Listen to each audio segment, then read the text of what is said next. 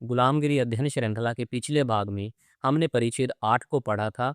उस परिच्छेद में ज्योतिबा फुले के द्वारा जो मुख्य कार्य किया गया वो ये था कि उन्होंने परशुराम को एक खत लिखा अगस्त 1872 ईस्वी में। उन्होंने उस खत में लिखा कि हे परशुराम, यदि तुम सच में ही चिरंजीवी हो, तुम सच में ही यदि अमर हो, तब आप जब हम ये खत लिख रहे हैं इसके 6 महीने के अंदर आप हमारे सामने आ जाइए। हम आपको सच में ही चिरंजीवी मान लेंगे।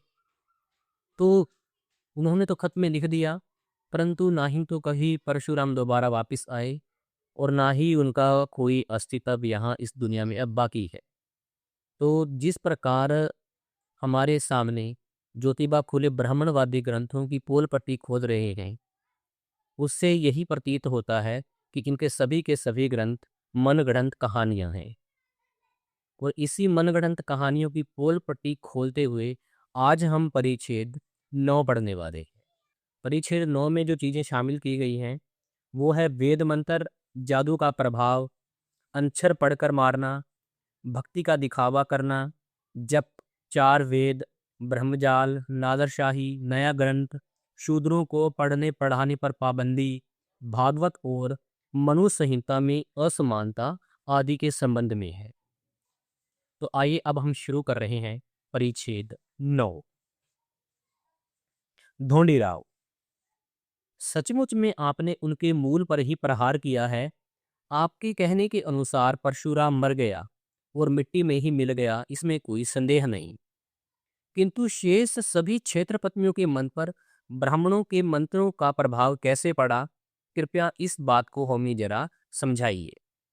ज्योतिराव, क्योंकि उस समय ब्राह्मण लोग युद्ध में हर एक शस्त्र पर मंत्र विधि करके उन शस्त्रों में प्रहार की क्षमता लाए बगैर उनका शत्रु पर प्रयोग करते नहीं थे। उन्होंने इस तरह से जब कई दांवपेच लड़ाकर बाणासुर की प्रजा और उसके राजकुल को धूल में मिला दिया, उस समय बड़ी आसानी से शेष सभी भोले भाले क्षेत्रपतियों के दिलो दिमाग पर ब्राह्मणों की विद्या का डर फैल गया था। इसका प्रमाण इस तरह से दिया जा सकता है कि भृगु नाम के ऋषि ने जब विष्णु की छाती पर लात मारी, तब विष्णु ने उनके मत अनुसार आदि नारायण, तब विष्णु ने ऋषि के पांव को तकलीफ हो गई होगी समझकर उसने ऋषि के पांव की मालिश करना शुरू किया। अब इसका सीधा अर्थ स्वार्थ से जुड़ा हुआ है। वह यह है कि जब साक्षात आदि नारायण जो स्वयं विष्णु है, उसने ब्राह्मण की लत्थी को बर्दाश्त करके उसके ही पांव की मालिश की, अर्थात सेवा की, तब हम जो शूद्र लोग हैं, जिनके कहने के अनुसार शूद्र प्राणी, यदि ब्राह्मणों ने अपने हाथों से या लत्थी से मार पीट कर उनकी जान भी ले ली, तब भी उन्होंने हाँ या ना नहीं कहना चाहिए।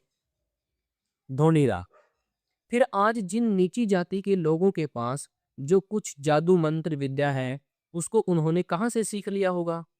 ज्योतिराव, आजकल के लोगों के पास जो कुछ अक्षर पढ़ने की, मोहिनी देने की बंगाली जादू मंत्र विद्या है, उसको उन्होंने केवल वेदों के जादू मंत्र विद्या से नहीं लिया होगा, ऐसी कोई भी नहीं कह सकता। क्योंकि अब जब भी उसमें बहुत हेरफेर हुई है, बहुत शब्दों के उच्चारणों का अपभ्रंश हुआ है, फिर भी उसके अधिकांश मंत्रों और मंत्रों तंत्रों में ओम नमो, ओम नमः, ओहि, हो नमः आदि वेद मंत्रों को वाक्यों की भरमार है। इससे यह प्रमाणित होता है कि ब्राह्मणों के मूल पूर्वजों ने इस देश में आने के बाद बंगाल में सबसे पहले अपनी बस्ती बसाई होगी। उसके बाद उनकी जादू मंत्र विद्या यहाँ से चारों ओर फैली होगी, इसलिए इस विद्या का नाम बंगाली विद्या पड़ा होगा।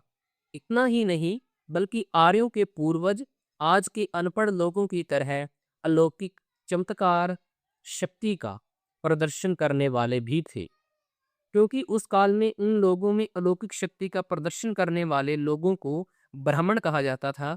ब्राह्मण पुरोहित लोग सोमरस नाम की शराब पीते थे और उस शराब के नशे में बड़बड़ाते थे और कहते थे कि हम लोगों के साथ ईश्वर बात करते हैं। उनके इस तरह के कहने पर अनाड़ी लोगों का विश्वास जम जाता था, उनके इनके प्रति श्रद्धा उत्पन्न होती थी, थोड़ा डर भी उत्पन्न होता था। इससे वे इस अनाड़ी लोगों को डराकर उनको लूटते थे। इस तरह की बातें उनके ही वेद शास्त्रों से सिद्ध होती हैं। उसी अपराधी विद्या के आधार पर आज के इस प्रगत आधुनिक युग में आज के ब्राह्मण पंडित पुरोहित अपना और अपने परिवार का पेट पालने के लिए जप अनुष्ठान जादू मंत्र विद्या के द्वारा अनाड़ी माली कुणबियों को जादू का धागा बांधकर उनको लूटते हैं। फिर भी उन अनाड़ी अभागे लोगों को, उन पखंडी धूर्त मदारियों की, ब्राह्मण पंडित पुरोहितों की जालसाजी पहचानने के लिए समय भी कहाँ मिल रहा है, क्योंकि ये अनाड़ी लोग सभी दिन भर अपने अपने खेत के काम में जुटे रहते हैं और अपने बाल बच्चों का पेट पालते हुए सरकार को लगान देते देते उनके नाक में दम चढ़ जाता है। ढोंढेरा मतलब जो ब्राह्मण यह शेखी बघारते हैं कि ब्रह्मा के मुंह से 4 वेद निकले हैं, वेद स्वयंभू हैं, उनके कहने में और आपके कहने में कोई तालमेल नहीं है। ज्योतिराव 7 इन ब्राह्मणों का मत पूरी तरह से मिथ्या है, क्योंकि यदि उनका कहना सही मान लिया जाए तब ब्रह्मा के मरने के बाद ब्राह्मणों के कई ब्रह्म ऋषियों या देवियों द्वारा रचे गए सूक्त ब्रह्मा के मुंह से स्वयंभू निकले हुए वेदों में क्यों मिलते हैं। उसी प्रकार 4 वेदों की रचना एक ही कर्ता द्वारा एक ही समय में हुई है, यह बात भी सिद्ध नहीं होती। इस तरह का मत कई यूरोपियन परोपकारी ग्रंथकारों ने सिद्ध करके दिखाया है। ढोंडीराग 7 फिर ब्राह्मण पंडितों ने यह ब्रह्म घोटाला कब किया। ज्योतिराग 7 ब्रह्म के मरने के बाद कई ब्रह्म ऋषियों ने ब्रह्मा के लेख को 3 हिस्सों में विभाजित किया, मतलब उन्होंने उसके 3 वेद बनाए। फिर उन्होंने उन 3 वेदों में भी कई प्रकार की हेराफेरी की। उनको पहले की जो कुछ गलत सल्त व्यर्थ की बातें मालूम थी, उस पर उन्होंने उसी रंगढंग की कविताएं रचकर उनका एक नया चौथा वेद बनाया। इसी काल में परशुराम ने बाणासुर की प्रजा को बेरहमी से धूल खिलाई थी। इसीलिए स्वाभाविक रूप से ब्राह्मण पुरोहितों के वेद मंत्र जादू का प्रभाव अन्य सभी क्षेत्रपतियों के दिलो दिमाग पर पड़ा। यही मौका देखकर नारद ने, जो हिजड़ों की तरह औरतों में ही अक्सर बैठता उठता था, उसने रामचंद्र और रावण, कृष्ण और कंस तथा कौरव और पांडव आदि सभी भोले भाले क्षेत्रपतियों के घर में रात और दिन चक्कर लगाना शुरू कर दिया था। उसने उनके बीवी बच्चों को कभी अपने इकतारे से आकर्षित किया, कभी उसने उनको इकतारे की तार को टुन टुन बजाकर और उनके सामने थ थ नाचते हुए तालियां बजाई और उनको आकर्षित किया। इस तरह का स्वांग रचाकर और इन क्षेत्रपतियों को उनके परिवारों को ज्ञान का उपदेश देने का दिखावा करके अंदर ही अंदर उनमें आपस में एक दूसरे की चुगलियां एक दूसरे से कहकर उनमें आपस में झगड़े लगवा दिए और सभी ब्राह्मण पुरोहितों को उसने आबाद आजाद करा दिया। इसका परिणाम यह हुआ कि ब्राह्मण ग्रंथकारों ने उस काल में सभी लोगों की नजरों में धूल झोंककर अपनी सारी वेद मंत्रों की जादू और उससे संबंधित सारी व्यर्थ की बातें आदि उन सभी का मिलाप करवाकर कई स्मृतियां, संहिताएं, धर्मशास्त्र, पुराण आदि बड़े बड़े गट्ठा ग्रंथों को अपने घर की 4 दीवारी के अंदर बैठकर की लिख डाला और उन ग्रंथों में उन्होंने शूद्रों पर ब्राह्मण लोगों के स्वामित्व का समर्थन किया है। उन्होंने उन ग्रंथों में हमारे खानदानी सिपाहीगिरी के रास्ते में कंटीला खंबा गाड़ दिया है और अपनी नकली धार्मिकता का लेप लगा दिया है। फिर उन्होंने यह सारा ब्रह्मचर्य बाद में फिर कभी शूद्रों के ध्यान में भी न आने पाए, इस डर से या उन ग्रंथों में मन चाहे उस प्रकार से परिवर्तन करने की सुविधा हो, इसलिए शूद्रों को ज्ञान ध्यान से पूरी तरह दूर रखा। उन्होंने पाताल में दफनाए गए शूद्र आदि लोगों को किसी ने भी पढ़ना लिखना नहीं सीखना चाहिए, इस तरह का विधान मनु संहिता जैसे ग्रंथों में बहुत ही सूझबूझ के साथ और बहुत ही प्रभावी ढंग से लिखकर रखा है। ढोंडीराव 7 क्या भागवत भी उसी समय में लिखा गया होगा। ज्योतिराव 7 भागवत भी उसी समय लिखा गया होता तो सबके पीछे से हुए अर्जुन के जन्मजय नाम के पड़पोते की हकीकत उसमें कभी न आई होती।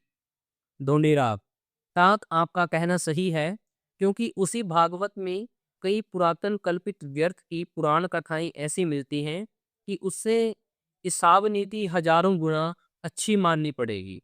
हिसाब नीति में बच्चों के दिलो दिमाग को भ्रष्ट करने वाली एक भी बात नहीं मिलेगी। ज्योतिराव, उसी तरह मनु संहिता भी भागवत के बाद में लिखी गई होगी, यह सिद्ध किया जा सकता है। ढोंडीराव, तात, इसका मतलब यह कैसे होगा कि मनु संहिता भागवत के बाद में लिखी गई होगी? ज्योतिराव, क्योंकि भागवत के वशिष्ठ ने इस तरह की शपथ की, मैंने हत्या नहीं की है।